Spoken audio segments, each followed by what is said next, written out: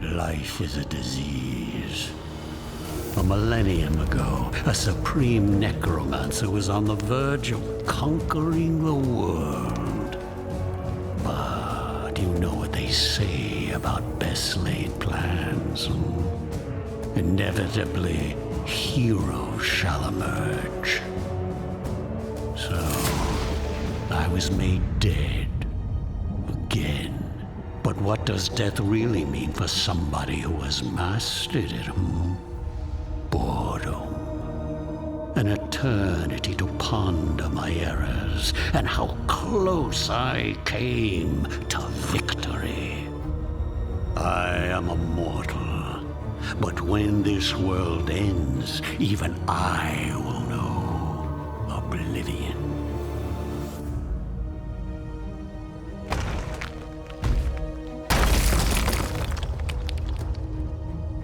And so, I ask myself, will I be given another chance to rise before it happens?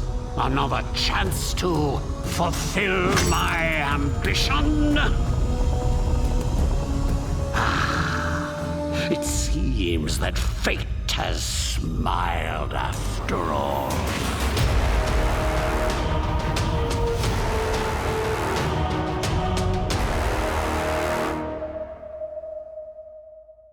Well, that was somewhat interesting. Anyway, this is the Eye of the Swarm, and today we're gonna review Iratus, Lord of the Dead, a fun little rogue game, which is basically something like Darkest Dungeon, but instead of you playing as a group of amateur monster hunters, you play as a villain. And it has a unique little difficulty system. You unlock the easy one first, and then you get higher and higher levels. So you will have to explore a bit more. Anyway, this is what the main game actually looks like. You have creations, graveyards, alchemy, skills, and you use this creation tab to create a variety of unique minions. And I don't know why they categorize werewolves as undead. Don't ask me that. Anyway, you will learn to enjoy your wretched existence. At the start of the game, but trust me, you will unlock a few more later on. Now, see our magic powers. The magic is separated into 3 sections. The actual magic part, the arcana, ire, and destruction. And, well, they're pretty obvious what they are.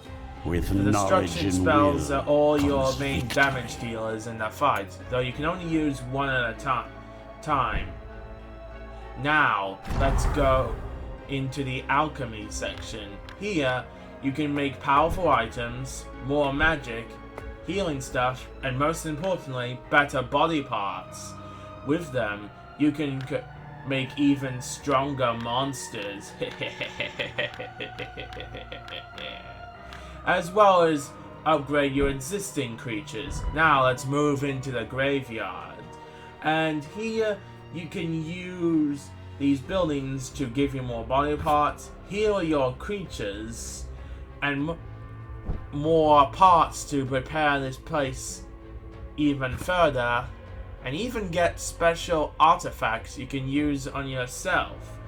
But each of these repaired buildings requires a creature, and I have to warn you, if you're low on body parts, maybe you shouldn't waste any of your existing creatures. And you need a bit more parts in order to do that, represented by the yellow gears. Anyway, you can...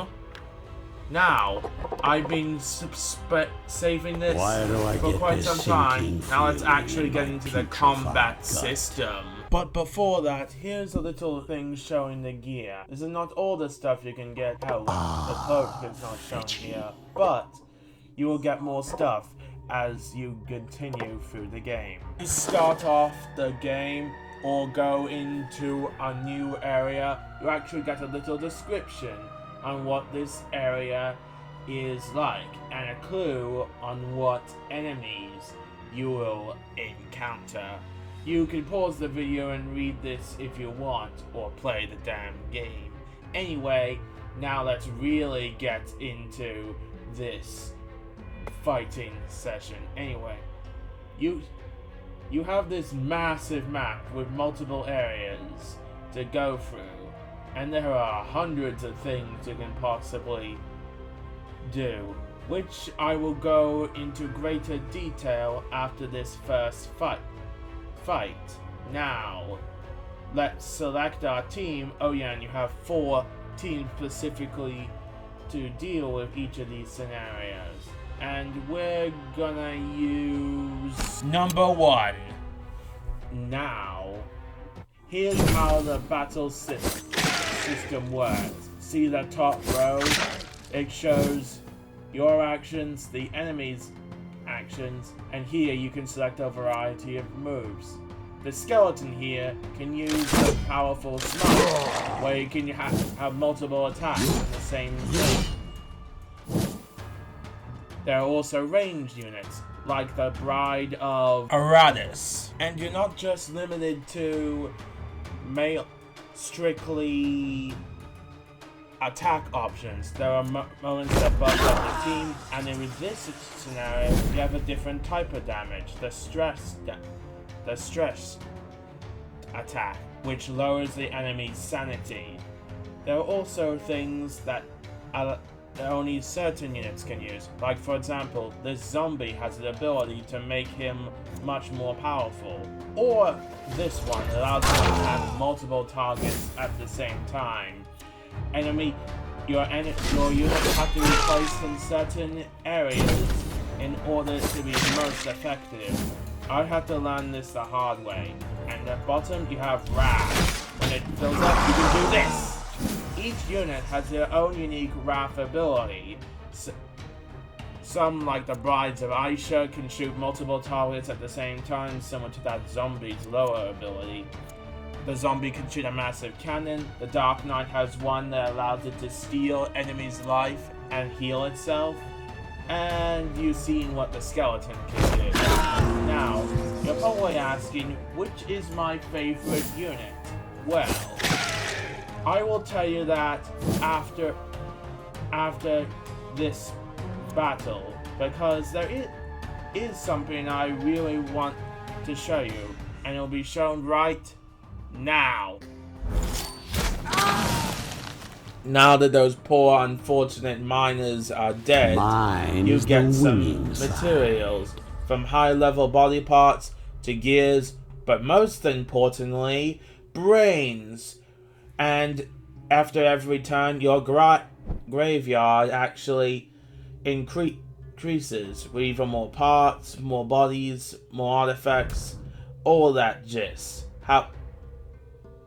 And the morgue allows you to heal your units, though it only has 4 slots. So be careful on who you bring into battle. They'll heal on their own, but it's much slower. Anyway, the arena allows various creatures to slowly upgrade themselves without being in combat. Anyway, now let's move on to what's in the map itself. The purple hooded figures are cultists, and they carry powerful artifacts which can help your various minions. Though they're very rare, and you better pick the right ones, because it is really hard to find them in the later parts of the game. Anyway, as you can probably obviously tell, the ones with the shields and swords are your various enemies. The gearboxes contain more parts, and I'll specifically talk about what the little blue and red pools do right now. The Fountain of Restoration allows you to both recover the vigor, that's the health, and your magic if it is low enough. Though, there is a different version of this powerful artifact, which I'll show you right now. The Steef is a experienced version of the health and magic. One for yourself and one for your minions. Very useful if you want certain skills or not. And a quick point before we go on. These little symbols and all the stats for your minions. Let's just say I'll show what these things do for their gameplay. But anyway, let's move on to sacrifice rooms or areas, whatever you want to call them. Select a unit that you think is not that useful, like this Banshee, and you get a few rewards for your troubles. While you do have to sacrifice some units, and I don't think you can avoid them if you're on the Pacific Path, they do have their uses, though there is another way to get special items in the form of ancient coffins. These coffins contain powerful magical items that you can use, and while these can be useful, you can also make some of these. I'll take it as tribute. But it does help your minions. There are also graves that allow you to just spawn minions without actually creating them. However, it is random, though you can get some pretty powerful undead out of this. And now, possibly one of the most random and fun of them all, the various quests, which represented by these weird question marks. They have several options, even very specific ones that you can use specific units on to help you. However, some of these are extremely dangerous, so take caution. Others can help you out. Oh yeah, and before we go any further, if you attack an enemy with a lot of stress damage, you can actually drive your opponents to be insane, which make them cowardly, want to retreat, and betraying each other. It's much more fun when you're the one dealing that damage and not being afflicted by it.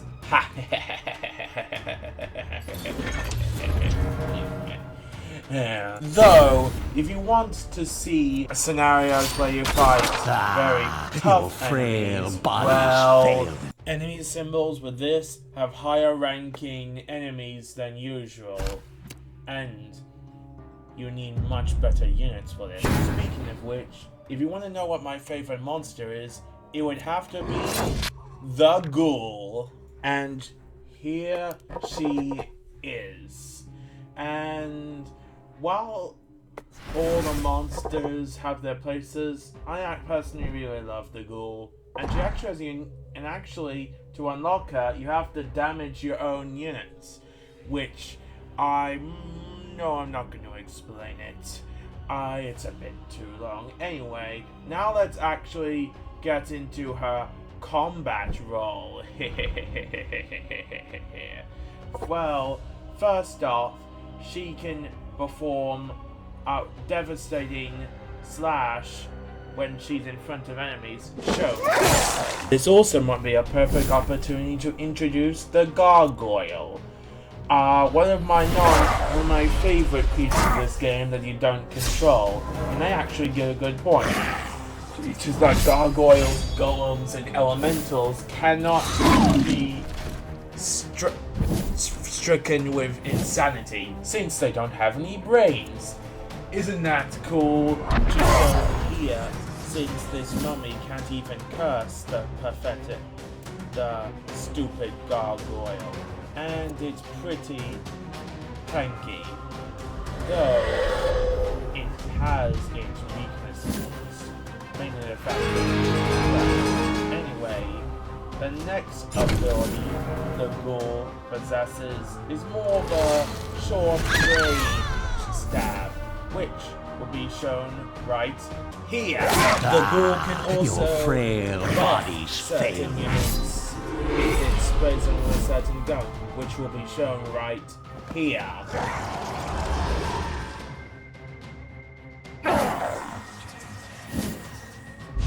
stupid elf! You made me look bad. Now let's see how you enjoy some delicious curses.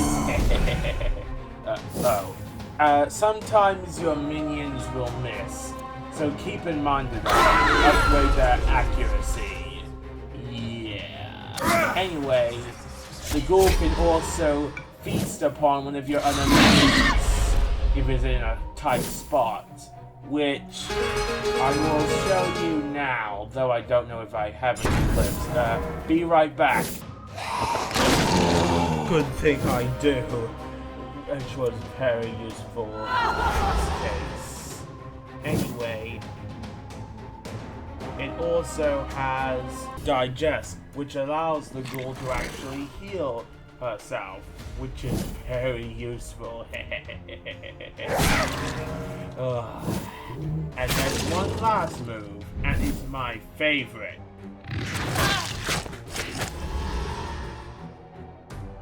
That's right, you can eat your opponents alive if they're low enough health.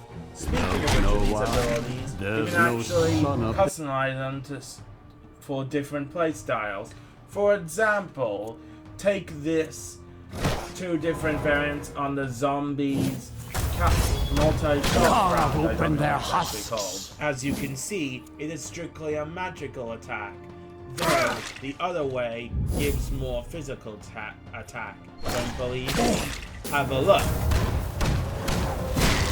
Okay, I'll admit that didn't do much, but that's only because they had a bit of armor.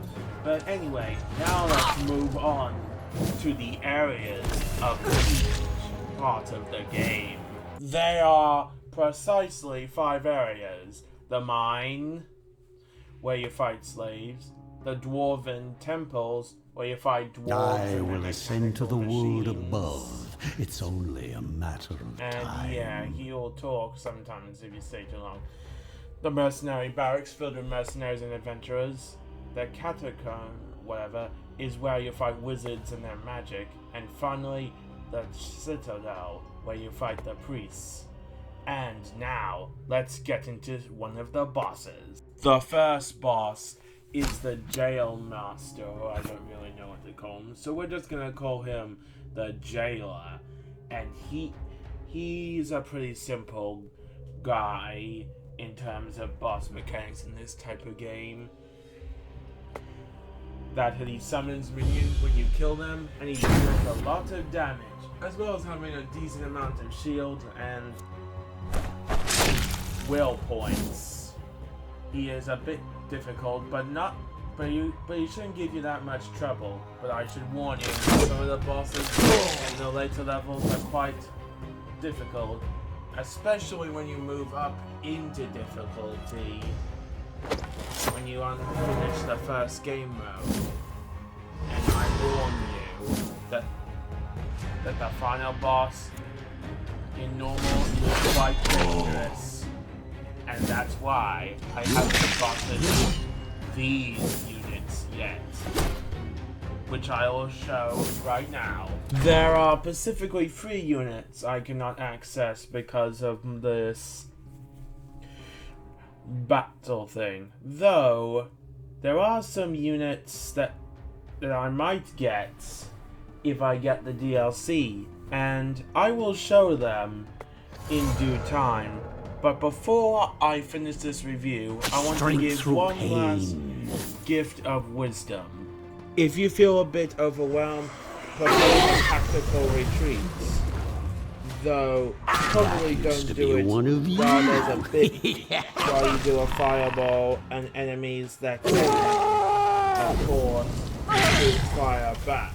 But, luckily, enemies don't recover health after you retreat, so you can use your multiple teams in order to defeat them, as shown Death has been denied. See, their health is a bit lower, and it makes it easier to kill them. Though it does not work that well on bosses, don't believe me? Check that out for yourself.